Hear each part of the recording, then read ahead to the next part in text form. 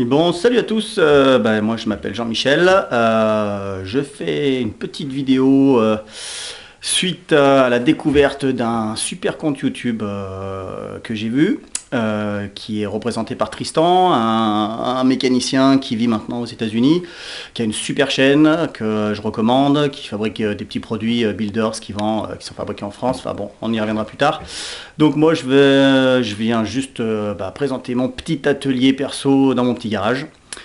J'ai aucune prétention, j'ai aucun diplôme de mécanique, je suis juste autodidacte et passionné. Donc voilà, on va faire un petit tour de l'atelier et le but de ces petites vidéos, parce qu'il y en aura d'autres je pense, j'espère en tout cas, c'est de présenter un petit projet que je suis en train de faire. Donc pour info, j'ai déjà fait plusieurs petites préparations de moto, une petite Harley Davidson en 883. Ensuite, j'ai refait une Buell XB12. Ensuite, un petit FZ1, une restauration remise à neuf. Ensuite, une petite Yamaha R1, pareil de 2003, en remise à neuf, qui n'était pas très belle quand je l'ai acheté. Donc, j'ai remis un petit peu au goût du jour avec de la bonne pièce d'origine. Ensuite, qu'est-ce que j'ai fait? Une petite 600 TTE. Remontée super motard, donc là par contre pas de remise à l'origine, mais petite fourche réglable de TTR, amortisseur Öhlins préparé, donc c'était bien rigolo, je me suis bien amusé, elle était plutôt jolie. Peut-être que si j'apprends à le faire, je mettrai des petites photos en commentaire ou des liens vers des photos. Suite à ça, qu'est-ce que j'ai fait? Après, j'ai fait pas mal de voitures. Là, j'ai celle-ci, je sais pas si vous allez voir, hop, c'est ma grosse mémère. Voilà, pour ceux qui reconnaissent. Donc qui est en stand-by depuis plusieurs années, mais que je ne désespère pas de finir. J'ai refait aussi une petite Kawasaki 125 KMX, une 99, donc pareil, petite remise à l'origine propre. Suite à ça, une 250 KLX 4 temps homologuée, pareil, une petite sortie, pas de grange, mais enfin elle était stationnée pendant un petit moment à l'extérieur et elle a nécessité un petit peu d'amour, un petit peu de soin, donc on l'a remise propre. C'est un ami qui l'a d'ailleurs maintenant. Ensuite, qu'est-ce que j'ai fait? J'ai refait celle-ci. Hop, je vais faire le tour. L'atelier n'est pas très grand. Voilà. Donc, petite 450 WRF de 2006 en version factory, avec normalement d'origine un petit réservoir alu, les renforts alu un petit peu de partout d'origine. Donc là, j'ai remplacé par un réservoir grosse contenance. Parce que je suis un énorme rouleur, des fois j'arrive à faire 10 ou 15 km d'affilée, je suis un fou. Et non, pour la blague, c'est parce que je veux garder le réservoir aluminium vraiment en bon état si c'est possible, pour si un jour je décide de m'en séparer et de la revendre. Qu'est-ce que j'ai refait? J'ai refait ma grosse mémère, celle-ci. Donc certains reconnaîtront, un 1300 FJR 2003, que j'ai acheté pas très cher, avec des carénages chinois. Une peinture pas très belle, donc je l'ai rééquipé en full carénage d'origine. Full carénage d'origine, petite peinture noire sympathique, une selle confort. Qu'est-ce que j'ai fait? J'ai remis en état l'ABS, parce que maladie là-dessus, hein, l'ABS ne fonctionnait plus, donc là il est totalement fonctionnel. Et puis des petits équipements à droite à gauche, voltmètre, support de téléphone. Qu'est-ce que j'ai mis? Indicateur de rapport engagé, température d'huile. Bon, des petits trucs rigolos, une petite modification du train avant, j'ai une fourche de 2012 avec les freins qui vont avec.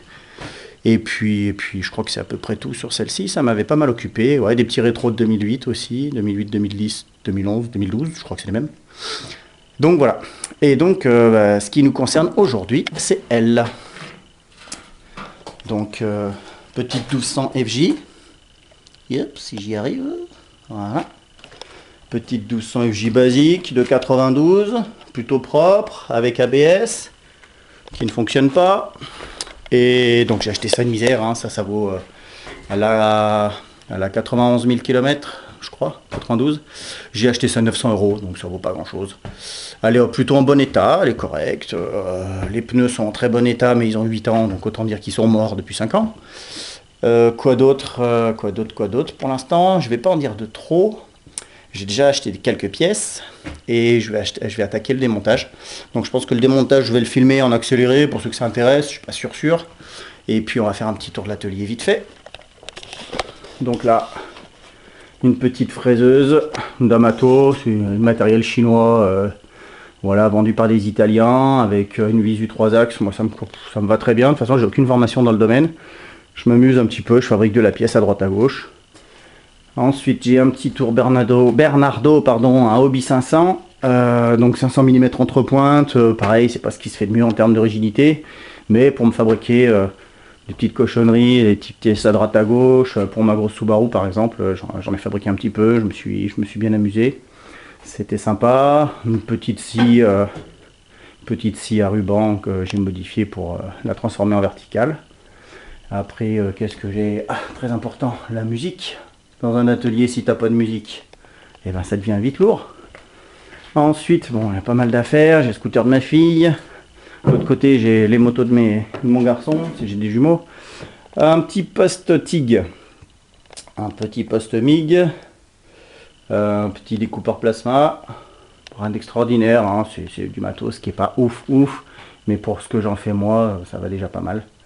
Et puis je crois qu'on est pas mal. Ceux qui auront vu vite fait, si je l'ai montré, j'ai une fosse. J'ai un pont voiture. Un pont, c'est une espèce de pont ciseau. J'appelle ça des ponts en H. Qui montent à 70 cm de haut, ça me suffit bien pour ce que je fais. Donc la fameuse fosse avec un accès dessous. Et dessous, j'ai une sableuse dans laquelle je peux rentrer pour donner un ordre d'idée. Une jante en 18 pouces par exemple, elle rentre. Et j'ai un compresseur 300 litres qui est pareil, parce que j'ai la même surface en dessous en fait, en genre de vide sanitaire. Et qui me sert de stockage. Voilà. Donc ça c'était la petite vidéo d'introduction. J'espère que ça va inviter des personnes à regarder, même si pour l'instant c'est pas hyper intéressant. Et je vais attaquer le démontage de, hop, je sais pas si on va voir, de L. Voilà. Et ben à bientôt. Je vous souhaite le meilleur. Profitez bien, prenez soin de vous en ces temps un petit peu perturbés. Et je vous dis à bientôt dans une autre vidéo.